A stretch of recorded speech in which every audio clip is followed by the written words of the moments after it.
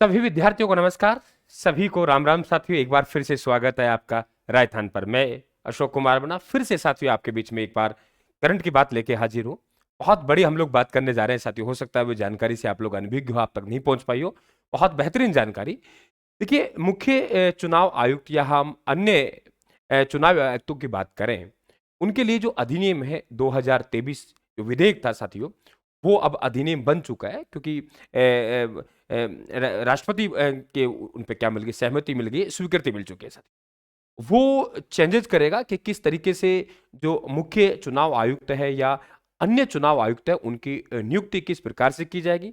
उसके लिए हम लोग बात करेंगे, एक खोज समिति की हम लोग बात करेंगे और एक चयन समिति की बात करेंगे। और साथियों, जो चयन समिति की हम लोग बात करेंगे वहां आप लोगों को यह भी समझाने का प्रयास करेंगे किस प्रकार से जो सत्ता में सरकार है उसका पलड़ा भारी रह सकता है नियुक्ति के संबंध में।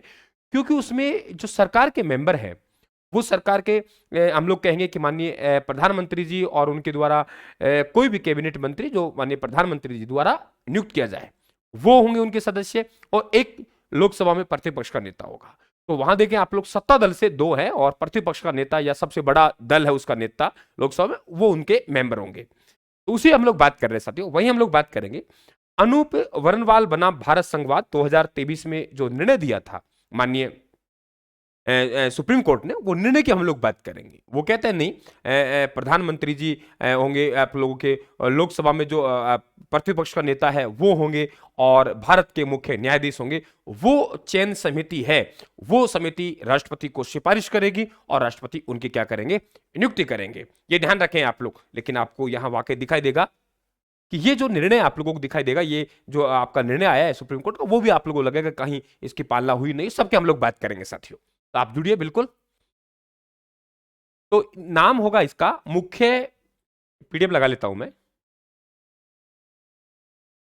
ऐसे मुद्दे सवाल बन जाते हैं, विद्यार्थी के ध्यान में नहीं होते। लेकिन इसका जो नाम होगा जो अधिनियम का, वो होगा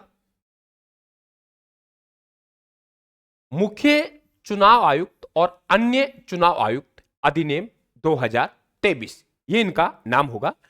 और राष्ट्रपति ने मुख्य चुनाव आयुक्त और अन्य चुनाव आयुक्त, उसमें नियुक्ति भी है, उसमें सेवा शर्तें भी हैं जिसमें हम लोग वेतन की बात करेंगे और उसमें हम लोग पदावधि की बात करेंगे।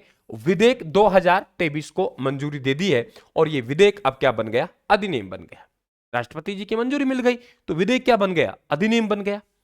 मित्रों, पहले, इससे पहले जो अधिनियम था वो 1991, यानी ये जो अधिनियम जहां जिसकी जगह लिए, वो ध्यान रखें आप लोग, वो अधिनियम 1991 में था, उसकी जगह ये अधिनियम आ गया। अब वैसे कहेंगे सर क्या अधिनियम पे चलता है, क्या कोई संविधान नहीं? नहीं, ध्यान रखना आप लोग, भारतीय निर्वाचन आयोग एक संवैधानिक संस्था है, राज्य निर्वाचन आयोग भी संवैधानिक संस्था है, लेकिन दोनों के कार्य क्षेत्र अलग अलग है। राज्य निर्वाचन आयोग पंचायती राज के क्षेत्र में चुनाव करवाएगा और यहां हम लोग बात करेंगे लोकसभा विधानसभा, उनके इलेक्शन करवाएगा। तो अनुच्छेद 324 में यह प्रावधान है, भारतीय निर्वाचन आयोग का प्रावधान है, ये एक स्वायत्त संवैधानिक आयोग है। ये क्या है, संवैधानिक आयोग है, ये भी आप लोग ध्यान रखेंगे। बात क्लियर? तो ये है, लेकिन इसके अलावा बहुत से अधिनियम है साथियों, उनके द्वारा प्रावधान किया जाता है आयोगों में। ये नहीं कि इस संविधान में इसमें लिखा हुआ है उसी पे कंप्लीट बातें चले, अमेंडमेंट होता रहता है और वो अधिनियम बनते रहते हैं। अनुच्छेद 324(2) ये कहता था कि मुख्य चुनाव आयुक्त और अन्य चुनाव आयुक्त है उनकी नियुक्ति राष्ट्रपति करेगा। लेकिन हम लोग बात करेंगे राष्ट्रपति करेगा, लेकिन भाई किसकी सिफारिश पर करेगा, तय कौन करेगा, किसे? यहां देखिए, चीफ इलेक्शन कमीशन हमने नाम दिया है और अन्य यानी अदर इलेक्शन हम लोगों ने कमीशन नाम, यानी मुख्य चुनाव आयुक्त और अन्य चुनाव आयुक्त। जहां मैं सीईएस चीफ इलेक्शन कमिश्नर की बात करूंगा तो मुख्य की बात कर रहा हूं, और जहां मैं election commissioner other election commissioner की बात कर रहा हूं आप लोगों के कमिश्नर, तो कमिश्नर ध्यान रखें आप लोग, तो भी समझ ला अन्य की बात कर रहे हैं। ठीक है, तो निर्धारण कौन करेगा, राष्ट्रपति करेगा। कितने होंगे, वो भी एक तो मुख्य होगा, एक अन्य कितने होंगे उनका निर्धारण भी राष्ट्रपति करता है, नियुक्ति भी राष्ट्रपति करता है। हम लोग बात करते हैं अधिनियम के महत्वपूर्ण तथ्य। साथियों, हम लोग बात करें, पहले आप लोगों को एक बात बता दूं मैं, तो फिर आगे चलेंगे हम लोग, इसको पढ़ लेते हैं पहले। देखिए, अनूप वर्णवाल बनाम भारत संघवाद 2023 में एक वाद था और इसमें माननीय सुप्रीम कोर्ट ने एक निर्णय दिया था कि तब तक, क्या कहा, तब तक कोई संसद है जो कानून नहीं बना ले, तब तक संसद इस विषय पर कानून नहीं बना देती है, तब तक एक समिति का गठन होगा और वो समिति है मुख्य चुनाव आयुक्त और अन्य चुनाव आयुक्तों की चयन करेगी। और उस समिति में कौन कौन होंगे? भारत का प्रधानमंत्री होगा, संसद में विपक्ष का नेता होगा और भारत का मुख्य न्यायाधीश होगा। आप देखिए कितनी स्ट्रॉन्ग समिति है, कितनी मजबूत है कि इसमें ठीक है सत्ता दल से प्रधानमंत्री जी हैं और विपक्ष से संसद में विपक्ष का नेता है या सबसे बड़ा दल का नेता है, और देखिए मुख्य न्यायाधीश साथियों ये है। जबरदस्त जबरदस्त कोलिजियम की हम लोग बात करें, जबरदस्त चयन समिति की बात करेंगे। लेकिन तब संसद ने कानून बनाया जिसे हमने 2023 नाम दिया, तब देखते हैं कि इसकी पालना हुई या नहीं हुई। साथियों जरा देखिए आप लोग, बहुत मजबूत है। और यह समिति सिफारिश करेगी राष्ट्रपति को, तो राष्ट्रपति इनकी क्या करेगा? नियुक्ति करेगा। अब देखिए, कहा कि संसद तब तक कानून नहीं बनाएगी, तब तक प्रधानमंत्री जी, विपक्ष का नेता, याद हो रहा होगा विपक्ष का नेता, और हम लोग बात करेंगे आप लोगों के सुप्रीम कोर्ट के मुख्य न्यायाधीश, यानी भारत के मुख्य न्यायाधीश होंगे। अब यहां क्या कहा है? नहीं, प्रावधान कर दिया हम लोगों ने कि चुनाव आयुक्त की नियुक्ति एक चयन समिति की सिफारिश पर राष्ट्रपति द्वारा की जाएगी।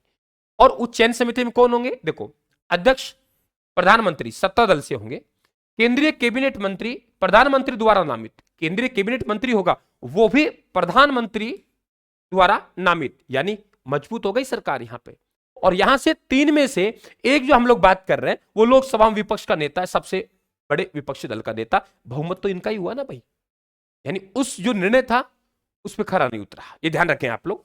दूसरा हम लोग बात करें खोज समिति, एक खोज समिति होगी और वे खोज समिति कुछ नाम सुझाएगी कि भाई इन पे, और उन पे वे चयन समिति काम करेगी और फिर राष्ट्रपति को सिफारिश की जाएगी। जरा देखिए, इसमें चीफ इलेक्शन कमिश्नर और एडिशनल हम लोग बात करें अन्य जो आप लोगों के चीफ कमिश्नर की बात करें तो ध्यान रखें उसमें एक खोज समिति, और खोज समिति में भारत का कानूनी एवं न्याय मंत्री होंगे।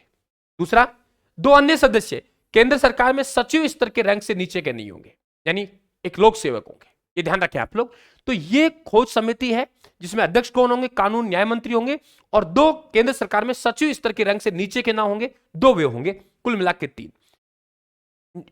सिफारिश समिति में तीन और खोज समिति में तीन, ये ध्यान रखें आप लोग। वेतन, भाई वेतन क्या देंगे हम लोग? तो ध्यान रखना आप लोग, वेतन में जो उच्चतम न्यायालय के न्यायाधीशों के वेतन के समान को वेतन दिया जाएगा। पदावधि कितनी होगी? हम लोग कहेंगे कार्य ग्रहण की तारीख से 6 वर्ष की अवधि या 65 वर्ष की आयु जो भी पहले होगी तब तक ये पदभार ग्रहण करेंगे। समझ गए आप लोग? पद पर रहेंगे, चाहे मुख्य चुनाव आयुक्त की बात करो चाहे अन्य चुनाव आयुक्त की बात करो। पुनर्नियुक्ति के लिए पात्र नहीं होंगे। पद से हटाना, भाई पद से कैसे हटाएंगे? ध्यान रखना, जो चीफ इलेक्शन कमिश्नर है उसको पद से हटाने की वही प्रक्रिया होगी जो कि उच्चतम न्यायालय के न्यायाधीशों को हटाया जाता है। लेकिन लेकिन लेकिन लेकिन लेकिन अगर अन्य चुनाव आयुक्तों को हम लोग हटा रहे हैं तो ध्यान रखना उसमें चीफ इलेक्शन कमिश्नर की सिफारिश के बिना नहीं हटा सकते। यहां तो हम कह रहे हैं जिस प्रकार से उच्चतम न्यायालय के न्यायाधीशों को हटाएंगे उसी प्रकार से मुख्य चुनाव आयुक्त को हटा देंगे। लेकिन यहां क्या कह रहे हैं कि अन्य चुनाव आयुक्त को कैसे हटाएंगे? हम लोग कहेंगे सिफारिश करेगा मुख्य चुनाव आयुक्त जब हटाएंगे। त्याग पत्र की बात करें तो देखिए आप लोग, चाहे मुख्य चुनाव आयुक्त हो चाहे अन्य चुनाव आयुक्त हो, अपना त्याग पत्र राष्ट्रपति को देंगे। तो ये आप अपडेट कर लेना, हो सकता है आपकी नॉलेज में पहले से हो तो बहुत बढ़िया है, और नहीं हो तो ये इसलिए बताया कि अधिकांश विद्यार्थियों की नॉलेज में ये बातें नहीं है, करंट से रिलेटेड था, मैंने आप लोगों को अवगत करवाया। ठीक है, पीडीएफ में टेलीग्राम पे डाल दूंगा, टेलीग्राम से आप लोग ले लेना। आप सभी को धन्यवाद, राम राम साहब। जिन विद्यार्थियों ने चैनल को सब्सक्राइब नहीं किया, सब्सक्राइब करके हमारा परिवार का हिस्सा भी बने आप।